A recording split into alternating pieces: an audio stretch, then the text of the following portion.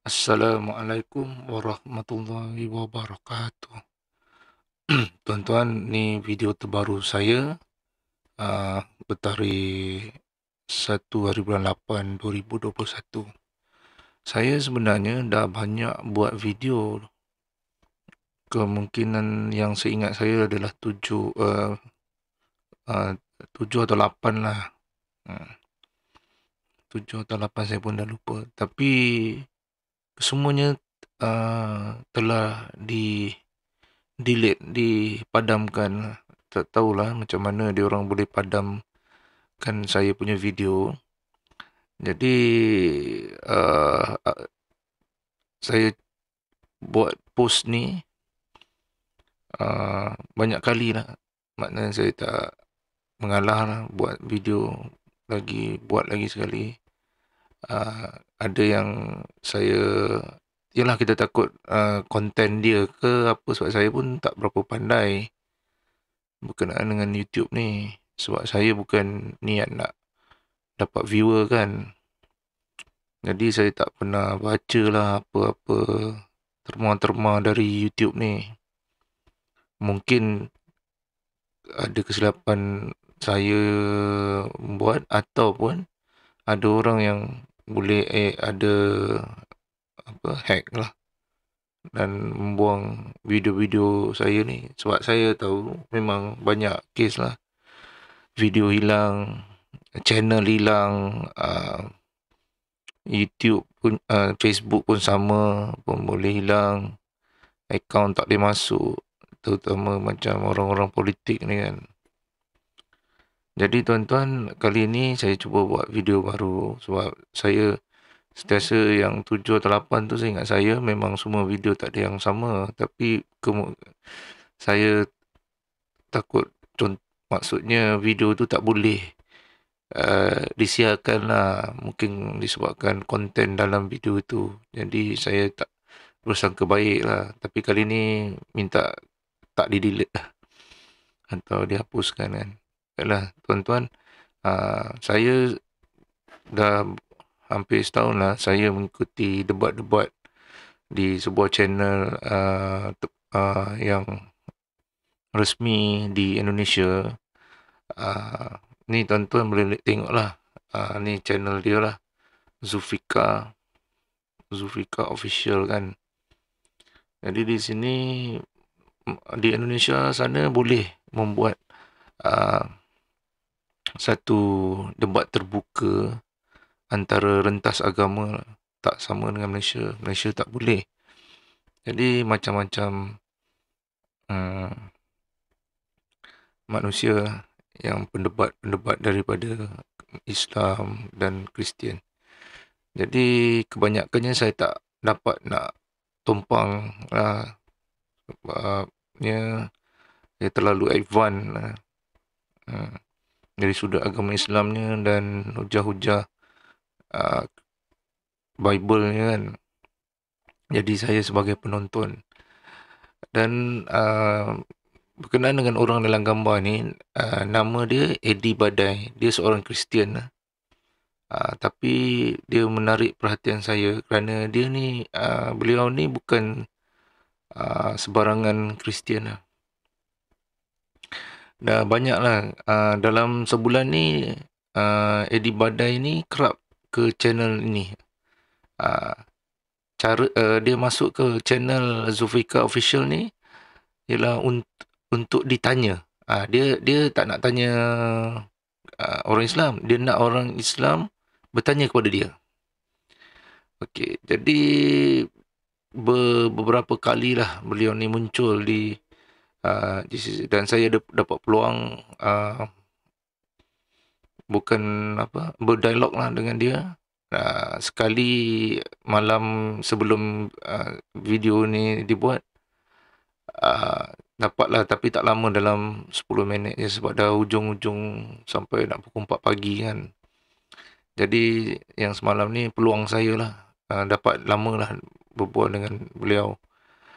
Okey, jadi dekat sini saya nak bagi tahu, beliau ini yang bernama Eddie Badai ni mempunyai kelebihan dalam sudut ajaran Kristian dia. Dia ni bolehlah kita cakap tasawuf lah, tasawuf Kristian. Cuba tuan-tuan tengok kan dekat komen-komen dekat sini kan.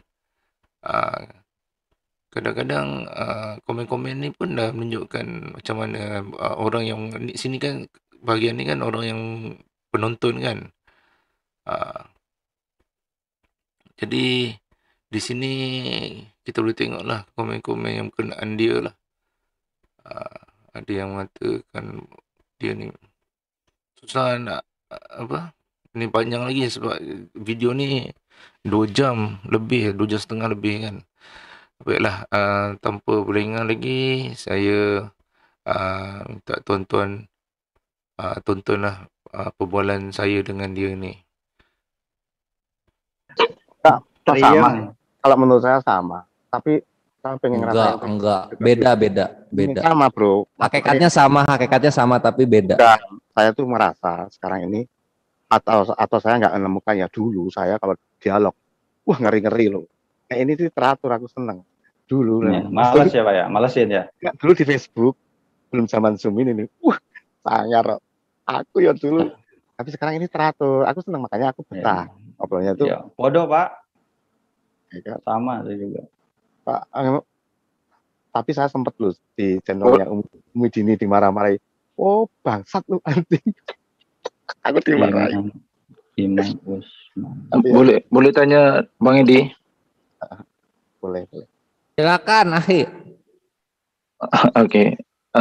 Abang Edi, kalau cara Abang Edi cakap daripada tadi apa semua, saya biasa dengar jugalah orang yang macam Abang Edi cakap perkara yang sama dengan ini kan.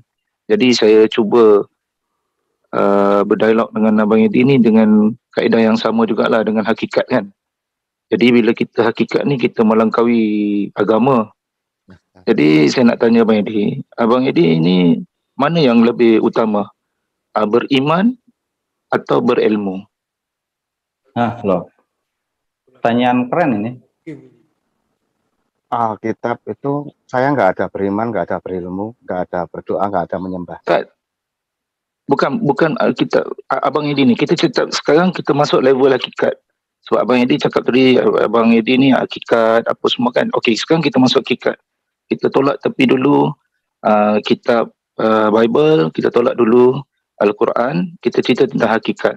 Jadi Abang Edi, keutamaan Abang Edi sekarang ini, hari ini selepas segala ilmu yang telah ada, Abang Edi pentingkan jika seorang manusia itu beriman seperti yang kita biasa dengar Kristian cakap, yang penting beriman atau berilmu. Mana yang lebih utama pada Abang Edi? Aku bingung. Karena beriman dan berilmu nggak penting buat saya, yang penting bernapas. Bernapas tuh masih seneng aku. Hewan juga bernapas, Pak. Nah ya, mungkin saya dianggap hewan juga boleh. Tapi nggak penting. Jangan, kita tuh udah menghargai Bapak tuh keren. Nah iya, saya udah nggak penting beriman atau berilmu. Nggak mikir itu.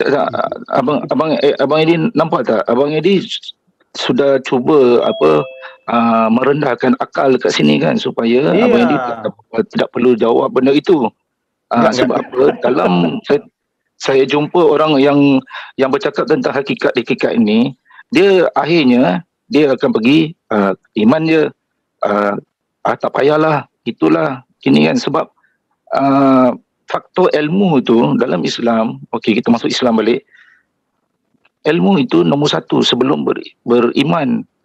Iman itu makin ditambah dengan bertambahnya ilmu.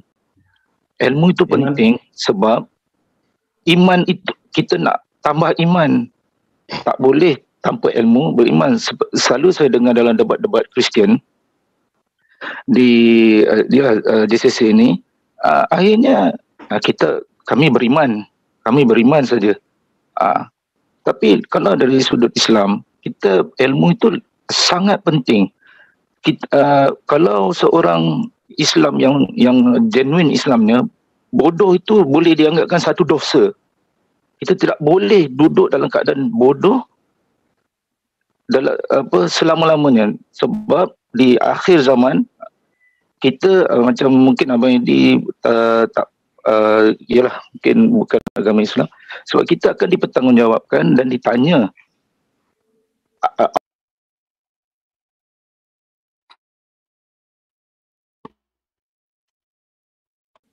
Allah akan bertanya ilmu yang dia beri, rezeki yang dia beri, kepandaian, tenaga, akal yang dia beri. Allah akan tuntut jawapan daripada kita. Jadi pada Abang Edi, pentingnya yang mana? Beriman atau berilmu? Oke, saya jawab jujur ya, apa adanya. Saya itu nggak mikir itu, Bang. Bener. Saya itu, aduh, nggak mikir. Aku ngomong jawab ya apa yang saya tahu. Dan saya menikmati hidup ini, bernapas, aku bahagia. Melihat orang lain Okey, Bang. Okey, Bang. Makna situasi sekarang, Abang kata Abang tak fikirkan. Adakah situasi sekarang ni Abang tak fikirkan sebabkan ilmunya sudah sampai, Abang gugurkan kepentingan berilmu dan beriman? Jadi, Abang tak perlu pada Tuhan sebab Abang dah tak penting pada beriman dan berilmu. Bagaimana? Ya, Abang kan? gugurkan ilmu itu pada Abang, gugurkan iman itu pada Abang, dan Abang adalah Abang hari ini. Gini, mungkin saya tidak bermaksud ngeles atau apa. Mungkin kata-kata saya ini bisa Anda pahami ya. Jadi ilmu dan apa tuh tadi, ilmu dan iman itu seperti jari, Pak. Nah, ilmu itu mengarah kepada siapa, jari itu mengarah kepada siapa. Ibaratnya jari ini mau mengarah kepada rembulan. Nah, rembulan itu sudah aku dapat karena ilmu dan iman ini. Dan rembulan itu sudah ada di dalam hidup saya. Dan rembulan itu itulah hidup saya sekarang. Hidupku bukan Edi lagi, tapi rembulan yang di dalam aku. Jadi aku nggak mikir ilmu apa, itu sudah jadi jalan tadi. Dan tujuannya untuk justru tidak, itu Bang. awalnya itu dari mana? Ada orang dia berilmu tapi dia tak beriman, Bang. Iman ni dia berdiri sendiri, tapi dia perlu disokong oleh ilmu. Tanpa ilmu, iman tak wujud. Tapi orang yang berilmu belum tentu beriman. Tapi kalau orang yang beriman, sepatutnya dia berilmu. Okey, Bang, macam ni. Abang percaya kan kalau kita boleh undur masa ini ke belakang, seperti kita tonton satu filem, movie, kita undurkan dia ke belakang, semua terbalik, berundur belakang. Jadi manusia ini makin lama kita kalau diundur masa ke belakang, kita sedikit demi sedikit akan hilang, masuk balik ke rahim ibu kita masuk ke dalam rahim ibunya, sampailah akhirnya kepada satu sumber iaitu Adam. Okey, jadi boleh tak Abang terima agama pun begitu, jika diundur ke belakang, dia akan datang daripada sumber yang sama. Abang boleh komen itu. Okay. Nah, justru saya ini adalah orang yang dikembalikan kepada Adam yang semula. Memang beda antara Quran dengan Kristen. Bagaimana Adam itu diciptakan untuk apa? Kalau Islam kan diciptakan tidak ada lain, manusia diciptakan untuk menyembah dia, betul kan? Tapi kalau Kristen enggak. Di Kejadian 1 ayat penciptaan itu dikatakan Adam diciptakan untuk menikmati bumi ini dan Tuhan menjadi sahabatnya. Jadi dari awal aja udah beda. Nah, makanya saya ini dikembalikan pada manusia Adam yang semula. Tadi ilmu-ilmu tadi itu adalah jari, dan saya kembali ke Adam yang semula, ya hidup saja, hidup oleh Roh Allah, sehingga saya baik, mengampuni. Kalau saya ada yang jahat itu berarti manusia lama saya, manusia Adam dulu. Begitu, Bang. Mungkin gimana ya bahasa saya begitu sih. Ya, ni Adam tu contoh saja, tapi saya cakap saya yang nak sampaikan tadi agamanya. Abang percaya tak banyak yang agama hari ini ialah yang dominan Islam, Kristian, Hindu, Buddha. Kalau diundurkan ke belakang, abang boleh tak terima dia datang daripada satu sumber juga? Betul. Ya. Setuju. Jadi di sini bila abang setuju, maksudnya dia tetap datang daripada Allah SWT. Ataupun okey, pada abang Tuhan lah. Okey. Jadi semalam saya kan ada bercakap dengan abang seketika hari tu, semalam, kalau kita fitrah seorang manusia jika dicampakkan di hutan mana sekalipun, seorang diri tanpa apa siapa yang membantu, dia sebatang kara satu, tapi dari generasi dia akan akhirnya dia mewujudkan Tuhannya sendiri. Okey. Di situ kita nampak manusia itu fitrahnya mencari Tuhan. Ya. Dalam hati kecilnya dia akan mencari Tuhan. Itu berbezanya antara binatang atau benda-benda lain. Okey. Dicampak di mana saja, akhirnya nanti mungkin ditimbul ada berhala, disembah batu. Jadi dalam hati kecil seorang manusia, Allah telah Tuhan telah campakkan satu naluri yang mencari dia. Okey, soalan dia sekarang, abang percayakan, maksudnya ilmu itu mesti dibetulkan oleh para nabi yang diutuskan oleh Tuhan. Macam mana? Ya iya, kan Quran, Alkitab itu kan ngomong tentang ilmu toh. Jadi maknanya sekarang, apabila seorang itu dibiarkan akalnya berfikir sendiri tentang Tuhan tanpa maksud saya macam ni, diberi pedoman kan, petunjuk untuk meluruskan balik. Jadi di sini baru ditunjukkan siapa Tuhan yang sebenar-benarnya. Okey, macam tadi saya kata, kita undur ke belakang, maknanya kita akan jumpa satu titik permulaan yang Tuhan itu satu dan mustahil ada dua atau tiga. Cuma agamanya banyak. Okey. Di situ kalau kita perhatikan balik, macam abang cakap tadi, seolah-olah kan semalam saya kata, abang secara abang Edi menjawab ni, abang dah letak diri tu macam maaf kan, semalam saya cakap juga, macam seolah-olah mewakili Tuhan yang bercakap. Di situ yang contoh abang ada tadi tercakap tentang Tuhan itu dalam diri, kan? Makna apa sebenarnya maksud sebenar Tuhan dalam diri ini? Kita adakah sama tak macam saya dengan pacar saya, dia ada dalam diri saya? Beda. Soalan macam tu, ingatan tu dalam si mak saya, ibu, bapa saya dekat, ada di dalam diri saya. Adakah maksud gitu, atau betul-betul Tuhan itu dalam diri abang Edi? Jadi gini, tadi kan Bang Slayer sudah ngomong bahwa roh manusia itu ciptaan Allah, itu betul. Itu di perjanjian lama. Nah, di perjanjian baru ketika kita percaya Yesus bilang dalam Yohanes 3 ayat 3, dia bilang di dalam Yohanes 3 ayat 9, benih ilahi yang ada dalam diri kita, itu biarlah dia hidup. Jadi memang benar-benar roh manusia itu ada ruang rohnya. Ruang roh itu tidak bisa diisi ketika passwordnya kita nggak punya, yaitu percaya Yesus sebagai juru selamat. Maka ketika kita percaya, benih ilahi itu ada dalam diri kita, roh Tuhan. Itu ada tadi ayatnya aku tunjukkan. Gitu. Cuma masalahnya kan kita beda. Anda Quran, kita Alkitab. Gitu. Jadi nggak apa-apa lah, beda lah. Gitu. Jadi roh Tuhan, okey. Jadi roh Tuhan abang Edi ini ada kesedaran atau tidak? Maksudnya dia sedar, dia boleh memberitahu kita benda baik, benda buruk apa, ataupun kita yang macam maksud yang saya terangkan tadi lah, kita seperti ibu, ayah, adik, abang yang berada dalam hati kita ini. Roh Tuhan di dalam diri kita.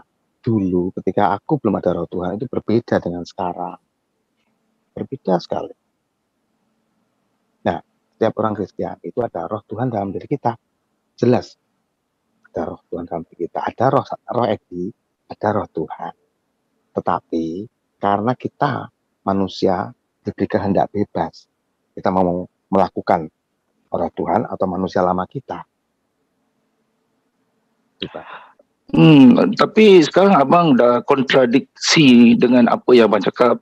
abang cakap manusia ini, rohnya Allah ni sudah seperti lahir-lahir sudah dia ada. Tapi tadi abang cakap sebelum roh Allah masuk ke dalam diri abang Edi, makna roh tu barulah masuk. Bukannya lahirnya abang sosok abang Edi ini, roh Tuhan tu sudah ada dalam diri. Dan lagi satu apa yang saya faham, apa yang abang Edi cakap, maksudnya roh Allah ini boleh keluar, boleh masuk, boleh keluar, boleh masuk. Oh, Tak begitu? enggak begitu. Maksudnya dia ada dalam diri kita nih, ya kan? Tetapi dalam hidup kita itu kadang memutuskan siapa yang mau kita lakukan. Kan kita melakukan itu kan dari pikiran. Pikiran kan dari kalbu. Nah, di dalam kalbu ini ada perkataan, ada roh Tuhan dan ada roh manusia. Kalau kita menyakiti sesama, itu tentunya bukan roh Tuhan, gitu loh. Nah, Okey, boleh tak kita kata yang abang cakap ini, abang setuju tak dengan saya? Apa yang abang cakap itulah iman. ya kalau itu Yang abang terangkan tentang apa itu Tuhan, roh Tuhan, itulah dikatakan beriman. Abang mula beriman, abang tadi abang kata baru masuk roh Tuhan, maknanya abang dah beriman. Macam mana? kalau itu yang dikatakan beriman, ya begitu. Mungkin pemahaman bahasanya itu saya tidak menangkap gitu. Boleh. Jadi itu yang saya selalu perhati macam tengokkan abang cakap. Sebab dari sudut bahasa, abang bila setiap ada ayat-ayat yang nyata dalam Bible ataupun Quran, jadi orang-orang macam abang ni selalu mentafsirkan dari sudut mengatakan hakikat. Makna ada lain daripada tafsiran lain daripada yang biasa kita dengar. Sebab apabila bahasa itu digantikan maksud yang lain, jadi ilmu agama itu boleh runtuh. Bila bahasa itu ditafsirkan sebagai benda lain. Contoh, makan. Jadi orang hakikat kata, oh makan bukan makan macam ni. Oh dia sebenarnya dia minum macam tu. Jadi bila orang hakikat seperti abang Edi ni menafsirkan ayat-ayat yang terang-terang dan nyata, ditafsir dari sudut hakikat yang sebenarnya amat bebas dan tak ada panduan yang zahir untuk mengatakan ayat-ayat itu. Jadi agama boleh runtuh disebabkan mainan bahasa dari golongan yang dikatakan hakikat ini. Begini Bang, enggak. Saya ini kan dosen, saya guru Alkitab. Jadi apa yang dikatakan Alkitab adalah penafsiran aslinya. Nah, mungkin kalau Anda memandang saya aneh, ya sudah, karena memang berbeda Bang. Itu loh. Jadi boleh saya nanti diuji ada jago bahasa asli, ya kan, bahasa Yunani, ketemukan saya. Nanti tak tajukan ayat, apakah bunyinya begitu, gitu loh. Jadi saya tidak menafsir, saya tidak aliran hakikat, enggak sih sebenarnya. Justru saya ini benar-benar apa yang dimaksudkan dalam Alkitab. Makanya kalau dengan saya, kita tuh nggak perlu yang namanya bertentang-tentangan, karena kita memang sudah berbeda. Dari dasarnya Tuhan menciptakan manusia aja kita udah beda. Kalau di Islam manusia diciptakan tidak lain hanya untuk menyembah Dia. Kalau di Kristen enggak, di Kejadian itu dikatakan Tuhan menciptakan alam semesta dulu supaya manusia bisa menikmati alam semesta, dan Tuhan manusia menjadi temannya, sahabatnya. Nah kan beda kan, maka ini tidak bisa disatukan Bang. Ya kita cuma bisa saling tukar pikiran saja, gitu loh. Tak boleh Bang, sebab abang tadi sedang cakap kan, abang lebih tinggi daripada pendapat-pendapat dekat sini dalam GCC ni. Jadi kalau kita cerita hakikat, maknanya kalau saya pun letakkan diri saya dalam hakikat, maknanya abang dengan saya adalah sama. Kita bila sebut hakikat, kebenaran, sebab dia mengatasi agama. Sebab dia bebas nak bercakap seperti ahli falsafat. Kan? Jadi sekarang saya nampak abang dah mula kontradiksi dengan apa yang abang hujah daripada tadi. Di situ kita dah nampak mainan bahasa ni adalah penting bagi orang yang suka berhakikat. Saya bukan nak salahkan abang menterjemahkan bahasa-bahasa Hebrew atau bahasa Yunani atau bahasa Arab pada bahasa, tak. Maksud saya terjemahan, maksud saya tafsiran. Abang menafsirkan sesuatu ayat, apabila ditanya, abang membuat asumsi, seperti buat asumsi sendiri. Dalam Islam ni pun dia kata begitu juga, dia mentafsir mengikut hakikat. Makna ayat itu saya makan nasi, contoh, tapi nanti orang yang golongan hakikat kata, oh bukan, maksud tu bukan makan nasi, maksudnya Tuhan suruh kita pergi cari rezeki. Itu maksud dia. Sebenarnya ayat itu jelas, saya makan nasi, begitu. Jadi okey bang, saya bagi satu, tak apalah, kita tutup kes itu tentang bahasa. Abang setuju tak ayat-ayat Alkitab abang, Al-Quran, Taurat dan Zabur, ayat-ayat itu melangkaui masa sehingga hari kiamat, daripada mula dia diturunkan hingga hari ini dan akan datang, dia kekal valid, maksudnya boleh digunakan. Tidak ada satu ayat pun boleh dimansuhkan mengikut masa. Oh, contohnya sekarang tidak sesuai dengan ayat ini. Abang, apa pendapat abang? Begini ya, dari cara hidup bertuhan, dari cara hidup dalam tanda petik ya beragama, dari cara kita memandang Tuhan itu, kita sudah berbeda, Pak. Kalau kita orang Kristiani itu melihat firman, melihat ayat itu adalah sebagai jari yang menunjukkan pada sebuah tujuan. Tujuannya ini, misalnya ini tujuannya adalah Kristus. Semua Alkitab itu ditulis tidak lain dan tidak bukan hanya untuk Kristus. Karena tujuan Allah hanya untuk menyelamatkan manusia. Buat apa kita ibadah, kita segala macam kalau kita tidak selamat? Nah, Kristuslah adalah tujuan dari ini. Alkitab, nabi-nabi, malaikat semua berbicara tentang Kristus sebagai juru selamat manusia. Itu adalah tujuan satu-satunya dan yang awal dicanangkan Allah kepada manusia. Jadi kita beda memang. Anda mengimani malaikat, mengimani kitab, kita melihat itu sebagai jari, kan beda kan? Nah, maka ya lebih baik kita saling bertukar apa ya, bahan pengertian saja. Jadi kita nggak ada bang, mustahil bang, sebab kita berbicara tentang hakikat. Abang seboleh-boleh sekarang ni mengatakan Tuhan kita sudah tidak sama bang. Kan tadi kita dah cakap, kalau kita undur masa itu ke belakang, kita akan sampai satu titik Adam. Kalau berbicara tentang agama juga, jadi bila masa itu berundur di belakang, jadi agama itu datang dari satu sumber. Okey, jadi sekarang abang kata abang sudah master level, jadi pastinya Tuhan abang dan Tuhan saya sama, kan? Okey, kita tolak dulu bab agama ini dulu kan. Jadi Tuhan itu satu, sama. Okey, apabila Tuhan menurunkan ayat-ayat dalam bentuk kitab, maknanya ada kalau setengah Nabi dalam Islam, Allah turunkan suhuf, panduan seperti suhuf Nabi Ibrahim, dan dia tidak bersifat kitab, tapi dia juga ayat-ayat untuk agama Nabi Ibrahim itu bermula.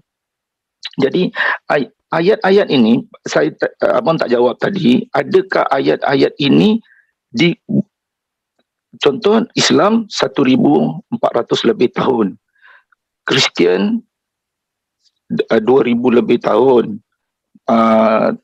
Musa 3000 lebih tahun. Boleh abang cuba bagi saya jawapan, ayat itu boleh tak dipakainya hari ini yang 3000 tahun, 2000 tahun dan ayat Quran tu. Ada maksudnya saya sekarang, Allah menurunkan aturan kepada para nabi serta Islam, Nabi Muhammad SAW, dan ayat itu kekal boleh digunakan hari ini dan sehingga kiamat. Sebab apa? Dari sudut Kristian dengan dari sudut abang tu macam mana? Ayat-ayat Quran atau ayat-ayat Bible, Taurat dengan Zabur ini valid tak valid digunakan sehingga akhir zaman? Nah itu makanya saya bilang kita tuh berbeda. Kita tuh memandang yang namanya Alkitab itu tulisan sejarah, Bang, tidak turun dari langit. Nah, tulisan sejarah yang menunjukkan bahwa Allah pernah hadir ke dunia untuk menyelamatkan manusia. Tujuannya bukan ayat Alkitab itu sampai sekarang atau enggak, bukan. Tujuannya isinya apa? Nah, isinya tadi saya bilang, isinya adalah menunjukkan ini. Nah, ini yang dipercayai orang Kristen itu dimasukkan di hati Kristusnya itu. Itu loh, kan beda, Pak. Saya kira ini enggak usah. Apa yang abang jawab ni, etis pun boleh jawab yang sama, bang. Sekarang kita, macam saya Islam, abang mewakili Kristian, dan mungkin ada orang lain mewakili Yahudi, kan? Jadi bila kita berdasarkan kata-kata kita daripada Tuhan, tapi cara abang jawab itu, etis pun jawab yang sama. Yang dia fikirkan itu, kalau etis pun, dia bukan penting. Gini, Bang.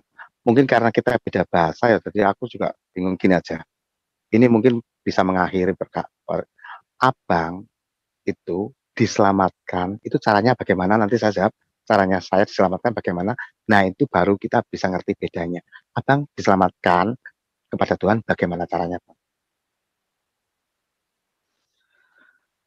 Aduh, Bang Edi, saya cerita level Abang Edi ni, bang. Kita bukan cerita, kalau level abang ini punya cerita, kita tak ada cerita pasal selamat, gagal, sebab abang dah aman, katanya tidak perlu ilmu, tidak perlu iman, sebab abang sudah melangkaui proses-proses sampai tahap ini. Jadi kalau abang masih lagi nak cerita diselamatkan, maksudnya abang telah meletakkan diri ke bawah balik. Enggak, maksud saya. Sebab abang masih lagi nak fikir nak diselamatkan. Enggak, karena saya tadi bicara, abang tuh enggak nangkep. Nah, saya mau bicara supaya cepet nangkep gitu loh, Bang. Saya bilang, Oke, baik. Kristen itu melihat kitab, itu bukan untuk apa ya, sebagai sesuatu yang bagaimana, itu tuh hanya kertas penunjuk untuk menunjukkan ini loh. Itu loh maksud saya. Nah, yang diimani adalah ini, hidup dalam diri kita. Nah, ini kan petunjuk, rambu-rambu. Makna abang Edi setuju petunjuk tadi itu adalah ilmu, dan ilmu itu mesti pada beriman. Ya, kalau memang itu yang dimaksud, oke. Karena bahasanya aku jadi bang, buku kitab-kitab yang diturunkan itu adalah panduan untuk abang, panduan untuk saya, panduan untuk kaum Yahudi. Jadi kalau abang seolah mengatakan ayat-ayat Tuhan ini macam tak, apa saya nak cakap, abang cuba kan tak, seolah tak ada nilai ke apa yang abang maksudkan. Oh, yang penting petunjuk, tak, ini adalah pedoman hidup. Abang kan saya cakap semalam, agama ini adalah menghadkan manusia. Allah turunkan nabi-nabi, para ulama, kitab-kitab ialah untuk hadkan, bahasa Inggeris, limitkan manusia itu, tak boleh ini, tak boleh itu, jangan ini. Itu yang ayat-ayat itu. Kalau kita boleh buat apa saja, tak perlu ada ayat-ayat. Tak perlu teguran daripada Tuhan. Jadi maksudnya sekarang abang 2 kali jawab pun seperti yang sama juga. Yang penting itu yang tadi abang tunjuk gambar yang apa botol, tutup botol ke apa itu kan. Ya, ayat itu memanglah akan menunjuk ke situ. Tapi soalan saya tadi, ayat-ayat ini di Bible boleh tak dipakai sehingga hari zaman untuk jadikan panduan hidup hari ini dan besok? Aku bingung jawabnya. Ayat itu mau digunakan atau tidak, itu tidak penting, Bang.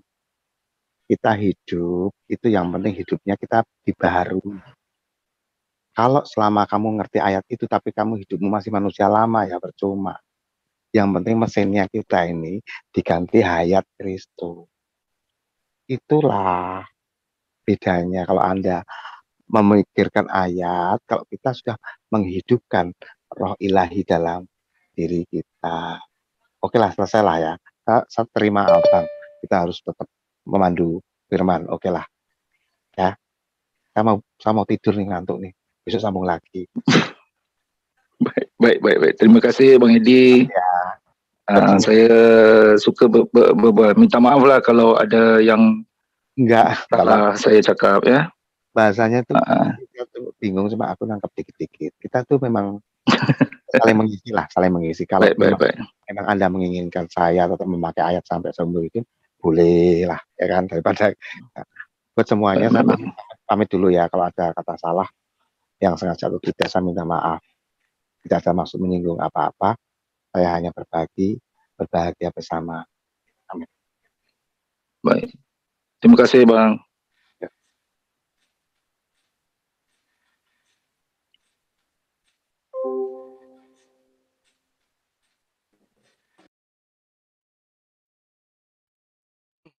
Baiklah tuan-tuan, itu tadilah dialog saya dengan Abang Edi Badai. Jadi kalau tuan-tuan nak tengok video penuhnya di Zulfikar Official dengan tajuk inilah, Unirifa Mau TV diskusi bersama Edi Badai. Zulfikar Official ni memang satu badan yang telah seperti kita lah, ada dipanggil macam NGO lah, ataupun badan hukum dia panggil di sana kan, yang ada aturan dan mereka ni tidak boleh menghina,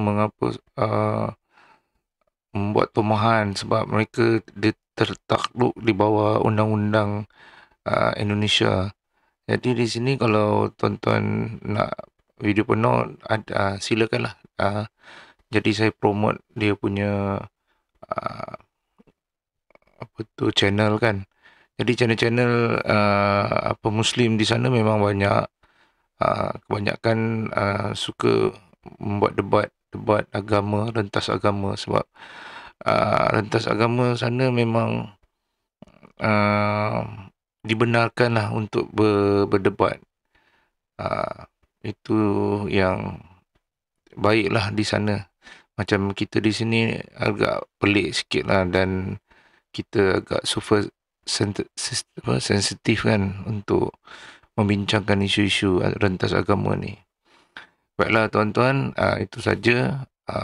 Moga dapat manfaat dari video ini. Allahumma salli ala Muhammad wa ala ali Muhammad. Assalamualaikum warahmatullahi wabarakatuh.